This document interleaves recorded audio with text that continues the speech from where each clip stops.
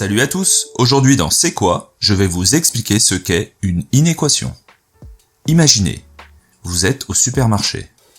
Votre objectif est de dépenser moins de 70 €. Vous venez déjà d'acheter pour 56 € de courses et il vous manque des avocats. Un avocat coûte 2,50 €. Comment faire pour savoir facilement le nombre maximum d'avocats que vous pourrez acheter avec ce budget? Eh bien, à l'aide d'une inéquation. Si l'on reprend notre exemple, on peut écrire que 56 €, ce sont les achats déjà effectués, plus 2,50 € le prix d'un seul avocat, multiplié par le nombre d'avocats, est inférieur au budget de 70 €. Eh bien c'est ça une inéquation. C'est une inégalité dans laquelle il y a une valeur qui n'est pas connue, le nombre d'avocats ici. En mathématiques, la valeur qui n'est pas connue, on l'appelle justement l'inconnu et on la note très souvent avec la lettre X. On n'indique pas non plus les unités dans une inéquation. Donc au final, notre inéquation va pouvoir s'écrire plus simplement. En remplaçant le nombre d'avocats par la lettre X, l'inéquation devient 56 plus 2,5 fois X est inférieur à 70.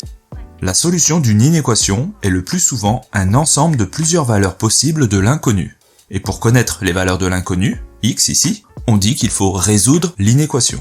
Il existe de nombreuses méthodes de résolution en fonction de l'inéquation de départ. Ce sera peut-être l'objet d'une prochaine vidéo. Mais alors ici, quelle est la solution de cette inéquation? Eh bien c'est x inférieur à 5,6, c'est-à-dire tous les nombres plus petits que 5,6. Par exemple, x égale 5, x égale 2 ou x égale moins 100.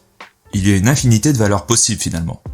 Pour revenir à notre exemple, vous devrez donc acheter moins de 5,6 avocats pour respecter votre budget. Concrètement, cela veut dire que vous pourrez acheter au maximum 5 avocats. Et bien voilà, tu sais ce que c'est qu'une inéquation. C'est juste une inégalité dans laquelle il y a une valeur qui n'est pas connue. Et cette valeur inconnue est très souvent notée avec la lettre X. À noter qu'il existe 4 inégalités possibles. Strictement inférieure, strictement supérieure, inférieure ou égale, et supérieure ou égale. Voilà, j'espère que cette vidéo vous a aidé à comprendre le concept d'inéquation de manière simple. Si vous avez des questions, n'hésitez pas à laisser un commentaire. Je vous invite aussi à liker la vidéo et à vous abonner à la chaîne. Et je vous dis à bientôt.